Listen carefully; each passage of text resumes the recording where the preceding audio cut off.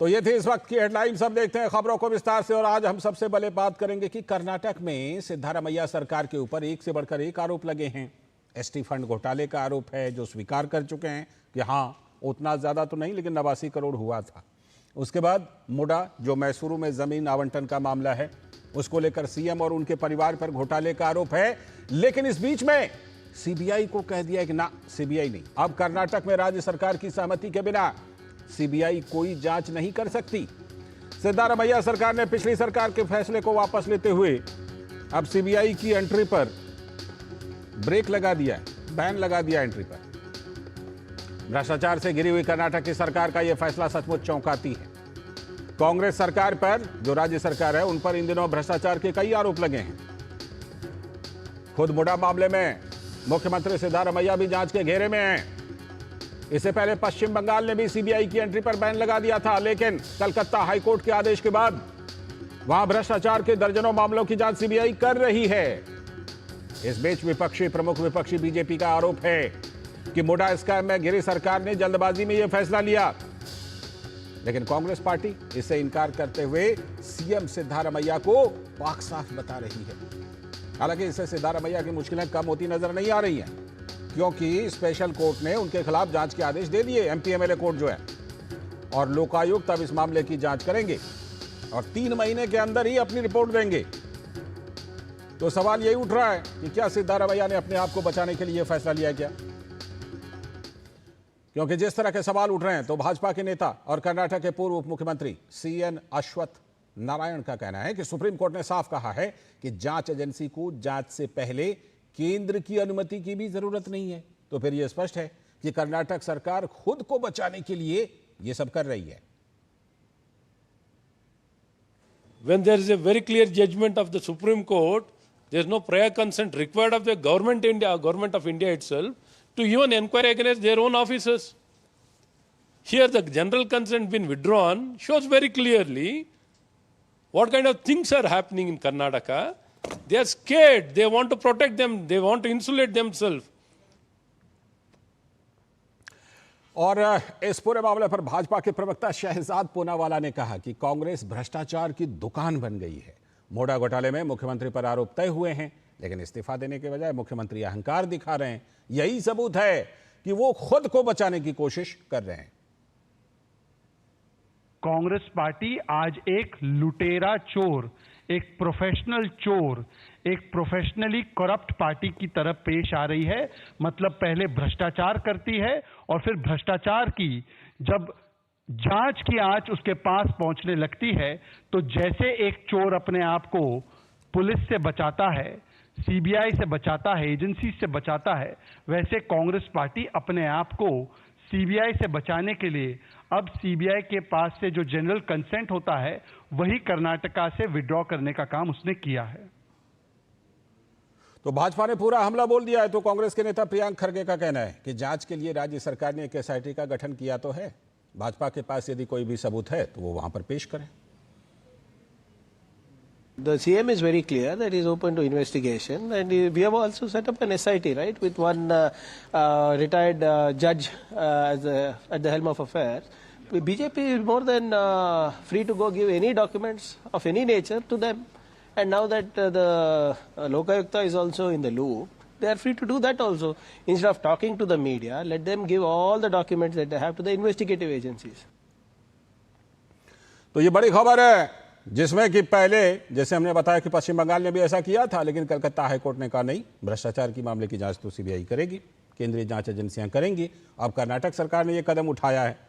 तो इसी पर बात करने के लिए हमारे साथ हमारे सलाहकार संपादक विनोद मिश्र जी यहीं पर स्टूडियो में हमारे साथ जुड़े हुए हैं, और साथ में शुभा भी बेंगलुरु से जुड़ गई हैं। पहले बेंगलुरु से एक अपडेट ले लेते हैं, फिर विनोद जी के पास आएंगे। शुभा, ये जो सीबीआई को नो एंट्री कह दिया गया है कि नहीं, सीबीआई को एंट्री नहीं दी जाएगी, ये क्या अभी जो बेंगलुरु में चर्चा है, बेंगलुरु में जो इस बात पर लोग सोच रहे हैं, बोल रहे हैं, वो कहीं ना कहीं ये परसेप्शन नहीं गया है कि सीएम ने अपने आप को ही बचाने के लिए ये फैसला ले लिया है क्या? सीएम ने अपने आप को बचाने के लिए जो एसआईटी का रचन किया था, एसआईटी का प्रकरण में तो तनिखा का वर्दी अभी तक नहीं आया है, बल्कि इसके बाद हाईकोर्ट में भी हम देख सकते हैं इन्होंने न्याय दिया था, पर अभी जांच के लिए इन्होंने ग्रीन सिग्नल दिया था। अब सीबीआई इस मामले को इन्वेस्टिगेशन करने के लिए तैयार था, लेकिन अभी हम देख सकते हैं सीबीआई को अपने हाथ में लेने का कोशिश कर्नाटका के सरकार कर रहे हैं। कांग्रेस सरकार जो कर्नाटक में आडಳಿत कर रहा है, इन्होंने सीबीआई को अपने हाथ में लेने का कोशिश कर रहे हैं। सीबीआई जो एक ऐसा संस्था है जहां में जो ना किसी को देते हुए ना किसी को सुनते हुए इन्होंने अपने स्वतंत्रता से तनिख कर सकते हैं, लेकिन उसी स्वतंत्र तनिखा संस्था को अपने हाथ में लेने का जो कोशिश कर रहा है कर्नाटका के सीएम सिद्धरामैया ने, इसके साथ हम देख सकते हैं कि कर्नाटका के सीएम जिस तरह से घोटाले में शामिल है और जो इन्वेस्टिगेशन से बाहर सच बाहर आने का वक्त आ गया, तो इनके सामने तो डर लग रहा है, इनको डर लग रहा है अभी क्या होगा आगे। लोगों के सामने अगर सच आया तो वो कैसे हैंडल करेंगे और कैसे उनको उत्तर देना पड़ सकता है। ऐसे सारे इन्वेस्टिगेशन सोचकर इन्होंने सीबीआई को अपने हाथ में लेने का कोशिश कर रहे हैं। ठीक है शुभा, जैसा और बता उसके रही साथ थी साथ ही कर्नाटका के लोगों के कंफ्यूज करने का भी एक सोच है। सीबीआई तो इन्वेस्टिगेशन का एक संस्था है जो अभी कर्नाटक सरकार ने सीबीआई को अपने हाथ में लेने का कोशिश कर रहे हैं। लोग भी अभी कंफ्यूज हो रहा है कि कौन से कैसे हो रहा है कर्नाटक में, ऐसे सोचकर। बिल्कुल बने रहिएगा हमारे साथ शुभा। आपने बिल्कुल सही कहा कि वो अपने हाथ में ये रखना चाहते हैं कि जब हम कहें तो आए सीबीआई, जब ना कहें तो ना आए। विनोद जी, जो अभी सिद्धारमैया सरकार ने ये फैसला लिया है, एक तो देखिए सिद्धारमैया की मुख्यमंत्री सिद्धारमैया की खुद की मुश्किलें लगातार बढ़ती जा रही हैं। पहले कर्नाटक हाईकोर्ट ने कहा कि हाँ जांच तो राज्यपाल का आदेश सही था, जांच होनी चाहिए। अब उसके बाद एमपीएमएलए कोर्ट ने कहा है 3 महीने के अंदर जांच करके रिपोर्ट दीजिए। क्या सिद्धारमैया किसी घबराहट में है जिसकी वजह से ये फैसला ले लिया, और ये देखते हुए भी कि पश्चिम बंगाल में ऐसा फैसला लिया था लेकिन वो चला नहीं, क्योंकि वहां फिर हाईकोर्ट ने दखल दिया और सीबीआई वहां पश्चिम बंगाल में जांच कर रही है, तो फिर कर्नाटक में भी ऐसा हो सकता है? लाल जी, दरअसल हमारी रिपोर्टर जो सुबह हैं कर्नाटक से, बेंगलोर से जो कह रही हैं, वो यही कह रही है। वो बहुत साफ साफ कहना चाह रही है कि वो कह रही है कि वो पूरी जांच जो है वो सिद्धारमैया अपने हाथ में रखना चाह रहे हैं। वो अपने ये जांच प्रक्रिया को, किसी भी जांच प्रक्रिया को अपने हाथ से वो बाहर नहीं देना चाह रहे हैं, और यही बात वो कह रही थी दरअसल। तो वो जांच कैसे ये है कि अब सिद्धारमैया, सीएम सिद्धारमैया के सामने में 2 विकल्प है जी। एक विकल्प ये है कि वो इस जांच को, जो मुडा स्कैम है और जिसमें उनके पत्नी के नाम से 14 प्लॉट अलॉट किया गया था मुडा के तरफ से, तो उस जांच में उनके सामने में 2 ऑप्शन है। एक तो वो आम आदमी की तरह उस जांच का फेस करे, और एक दूसरा ऑप्शन उनके पास है कि सीएम अरविंद केजरीवाल की तरह वो सीएम बने रहकर भी उस जांच को फेस करें। ये 2 ऑप्शन है, इसमें मोरालिटी की बात है। अब जब स्पेशल कोर्ट ने उनके खिलाफ में जांच के आदेश दे दिया है, एफआईआर करने की बात हुई है, और वो उसके बाद एक उसी के साथ में अगर आप देखिए, अगर हम आपको याद हो तो कभी येदियुरप्पा को उसी के जैसे लोकायुक्त की जांच हुई थी, येदियुरप्पा को रिजाइन करना पड़ा था। बिल्कुल। लेकिन सिद्धारमैया चूंकि इस बात को मानते नहीं है, वो कह रहे हैं कि एसआईटी हमने अलग से बनाया है। अब उनको जो ये बात, ये सीबीआई का जो वो कंसेंट वाली बात को कैबिनेट में उन्होंने कल लाया है कि सीबीआई को कंसेंट जब स्टेट गवर्नमेंट की नहीं होगी तब तक वो जांच नहीं कर पाएगी। तो ऐसे कंसेंट को लेके अभी देश में लगभग 11 ऐसे स्टेट है, पश्चिम बंगाल, तमिलनाडु आप देख लीजिए, उस समय में राजस्थान भी कभी अशोक गहलोत के सरकार में उन्होंने भी ऐसा किया था। कई ऐसे स्टेट में जहां जहां विपक्ष के शासन में लोग हैं स्टेट, उन्होंने सबसे पहले नो कहा था। लेकिन जैसे ही ममता बनर्जी इसके खिलाफ में सुप्रीम कोर्ट आई थी सीबीआई की उस जांच को लेके, जैसे हाईकोर्ट ने जांच की प्रक्रिया में सीबीआई को सामने लाया, चाहे मनरेगा घोटाला हो या कितने घोटाला, आवास विकास का घोटाला हो, दर्जनों घोटाले में जब कोर्ट ने शुरू किया सीबीआई को देना, तो ममता बनर्जी की कोर्ट में जब आई थी सुप्रीम कोर्ट में, तो सुप्रीम कोर्ट ने साफ किया था उसी समय में कि सीबीआई एक स्वतंत्र एजेंसी है और राष्ट्रीय एजेंसी है, इसे जांच करने के लिए किसी के कंसेंट की, इवन की सेंट्रल गवर्नमेंट की भी कंसेंट की जरूरत नहीं है। इतने साफ नियम के बाद भी, सुप्रीम कोर्ट के आदेश के बाद भी, अगर कोई स्टेट गवर्नमेंट अपना वो पुराना एक्ट 1947 का दिल्ली पुलिस एक्ट को ढूंढ लेती है, तो वो उनकी मर्जी है। लेकिन इतना तो तय है कि अब इस जांच के मामले में जो अभी जांच सिद्धारमैया पे हो रही है, उनके कंसेंट देने या न देने से उनकी जांच प्रक्रिया नहीं रुकती है। बिल्कुल। सिर्फ उनकी मोरालिटी पे डिपेंड है कि सीएम सिद्धारमैया अपने पद से इस्तीफा देते हैं या नहीं देते हैं। आपने दो विकल्प गिनाए थे, एक तो ये कि इस्तीफा दें, दूसरा था कि नहीं अरविंद केजरीवाल की तरह जेल चले जाएं लेकिन इस्तीफा ना दें। पहले वाले में भी दो विकल्प है, एक आतिशी टाइप की कोई मुख्यमंत्री बने जो बगल में एक कुर्सी लगा दे। ये भी मैं प्राय आजकल इन दिनों इन चीज़ों का उल्लेख कर रहा हूं।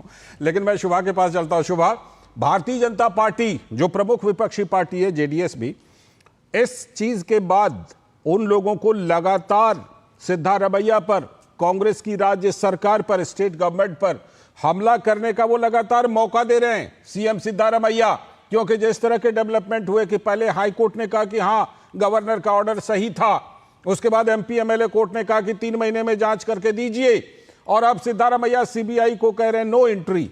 तो इससे विपक्ष को, ऑपोजिशन को काफी वहां पर मौका मिला है हमला बोलने का।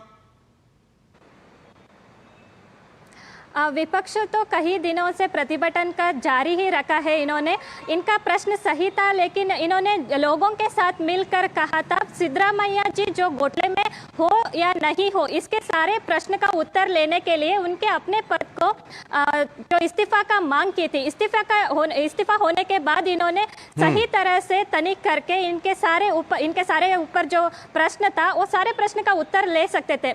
लेकिन कर्नाटका के सीएम सिद्धरामैया ना उत्तर देने के लिए तैयार है, ना तनिक के लिए तैयार है। अभी सीबीआई को भी इन्होंने बैन करने का जो कोशिश कर रहे हैं, और इसके चलते और इन्होंने एक और बात कही है, जो अधिकारियों को, जिसने कैबिनेट में जो भी प्रश्न उठेगा वो प्रश्न को सभी राज्य सरकार के कहने पर इन्होंने अपने राज्यपाल को कहना, ऐसे नियम रचा है। और नियम से लग रहा है कि सीएम को अभी तो डर लग रहा है कि आगे जाके क्या हो सकता है। इसके लिए सभी जो आडಳಿत में है इनका कंट्रोल करने का कोशिश कर रहे हैं। और इसी कांग्रेस पक्ष ने तभी तो बीजेपी वालों ने और जेडीएस वालों ने कोई नई रूल्स बनाए तो प्रश्न करते थे, लेकिन अभी इन्होंने सीबीआई के ऊपर जो प्रेशर डाल रहे हैं उसके बारे में इन्होंने ना किसी को पूछते हुए ना किसी को सुनते हुए इन्होंने अपने मर्जी से जो रूल्स बना रहे हैं, इसके लिए सारे इफेक्ट कर्नाटका के जनता के ऊपर हो रहे हैं। बिल्कुल। विनोद जी, आपसे एक चीज पर मैं जरूर चर्चा करना चाहूंगा। जो कांग्रेस की तरफ से प्रियंक खरगे का जो तर्क है कि एसआईटी का गठन कर तो दिया है, बीजेपी के पास अगर कोई सबूत है तो वहां जाकर के वो दें। तो सवाल यह है कि कांग्रेस के इस तर्क में कितना दम है कि एसआईटी का गठन तो कर दिया है लेकिन सीबीआई को नो एंट्री। तो कांग्रेस ये बताते हुए ये प्रियंक खरगे शायद इस बात को भूल जाते हैं कि एसआईटी एक सीएम के अंदर में है। अब वो सीएम जो है वो गृह मंत्री भी है अपने, जो बात सुबह कह रही थी कि अपने हाथ में रखना चाहते जो सुबह थी। तो क्या कोई एसआईटी जो सीएम के अंदर की है वो क्या सीएम के इस भ्रष्टाचार के मामले की और इस घोटाले की जांच कर पाएगी? ये सब इसलिए ये सब सारी चीजें भ्रम फैलाने की कोशिश हो रही है, जो सुबह कह रही थी। दरअसल कांग्रेस में दिक्कत सिर्फ इसको लेके है, लीडरशिप को लेके। जी सॉरी जी, लीडरशिप को लेके दिक्कत यह है कि अगला चीफ मिनिस्टर कौन होगा, उसमें पहला नाम डीके शिव कुमार का है। डीके शिव कुमार खुद सीबीआई की जांच में है, डीए केस में, आपको याद होगा। जी। और वो हाई कोर्ट से लेके सुप्रीम कोर्ट तक दौड़ रहे हैं और कर्नाटक सरकार ने एक तरह से उनको क्लीन चिट भी दिया है। लेकिन फिर भी उनका वो मामला जो है सीएम बनने के साथ में वो सीबीआई का वो केस ही था। उसके साथ में जो प्रियंक खड़गे अभी बाइट दे रहे थे, प्रियंक खड़गे खुद भी एक सीएम के दावेदार है, दलित के चेहरा के नाम पे। तो आज की तारीख में कर्नाटक में कांग्रेस की तरफ से 11-12 ऐसे नेता हैं जो सीएम के दावेदार माने जाते हैं। अब सवाल यह है कि ये कांग्रेस पार्टी के लिए, आलाकमान के लिए मुश्किल है कि सिद्धारमैया को हटा के अगर दूसरे को सीएम वो लाते हैं, वो कितने दिन इस बोझ को ढो पाएगा। ये अभी कांग्रेस पार्टी के लिए बड़ी चिंता की बात है, इसलिए ये टाइम बाय हो रहा है। और उसके पास में, सिद्धारमैया के पास में और कोई विकल्प नहीं है। बिल्कुल। और मुझे लगता है कि क्योंकि विकल्प नहीं है तो उसी घबराहट में इस तरह के फैसले शायद ले रहे हैं और उनको ये नहीं पता कि पश्चिम बंगाल में क्या हुआ है। फिलहाल बहुत बहुत शुक्रिया शोभा जुड़ने के लिए और वहां से अपडेट देने के लिए। और विनोद जी, आप हमारे साथ बने रहिएगा क्योंकि अभी हम आगे एक चर्चा करने वाले हैं, खास चर्चा।